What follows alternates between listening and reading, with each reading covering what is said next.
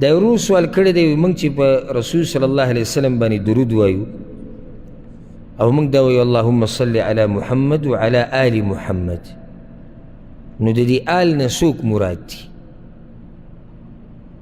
د دې نه اهل بیت مراد دي که نه دا آل ځان له یو ټکی دی؟ جواب د دې خبرې هغه دا یاد کوي وعلى آل محمد دلته مراد دو قسمه خلق دي. د رسول صلی الله علیه وسلم هغه خپلوان چې هغه مسلمانان دي، د هغه بیبیانې، د هغه بچي، د هغه ترونه تروریانې چې کوم مسلمانان دي، تره زامن، دا ټول پکې دننه راځي. دویم په آل کې دننه هغه خلک راځي کوم خلک چې تابعداري د پیغمبر صلی الله علیه وسلم کوي، یعنې دا ټول مسلمانان چې کوم د هغه په لار روان دي دا هم په دې آل کې دننه راځي او په هغې دلیل دی. یو حدیث کې داسې راځي اگر که سند یې کمزوری هم دی لږ خو شواهد یې ډېر دي، امام سخاوي رحمه الله راوړی دی چې د رسول صلی الله علیه وسلم نه یو کس تپوس وکړو وی یا رسول الله من آل محمد، ای د الله پیغمبره د ستاسو آل څوک دی، اهل څوک دی؟ نو هغه ورته وي کل مؤمن تقي، هر پرهیزګاره مؤمن زما په آل کې دننه راځي.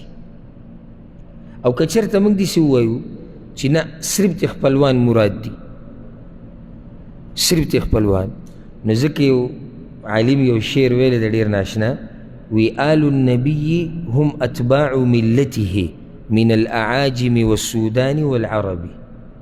آل د پیغمبر هغه تابعدار د پیغمبر دي، که هغه په عجمو کې دي، که په سودان کې دي او که په عربو کې دي. بیا مخکې وایي لو لم یکن آله الا قرابته صلى المصلي على الطاغي ابي لهب. او که چېرته صرف د آل نه مراد د هغه خپلوان وی نو بیا خو په درودو کې موږ سلام په ابولهب باندې بیا وایو، ځکه چې ابولهب د هغه څه دی خپلی دی، بیا خو ابولهب پکې هم دننه راغی. نو د آل نه مراد څه دی؟ تابعدار د رسول صلی الله علیه وسلم، تابعدار.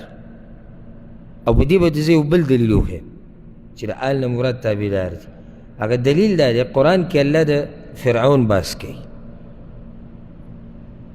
او د فرعونیانو چې دوی چې د کله نه مړه شوي دي الله په برزخ کې دوی له سحر ماښام عذاب ورکوي.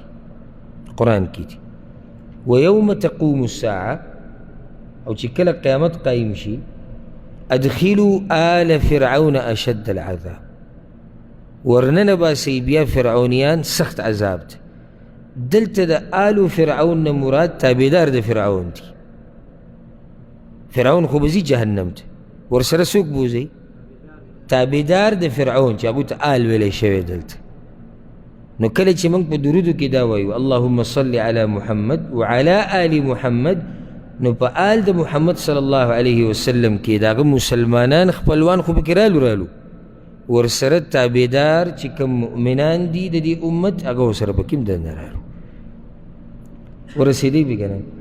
او تابعدارو کې د امت په تابعدارو کې اولني کسان څوک دي؟ هغه صحابه کرام دي. نو په اول سر کې به کې صحابه کرام راشي، بیا په هغې پسې د امت ته نور دینداره مؤمنان چې دي هغوی پکې راشي.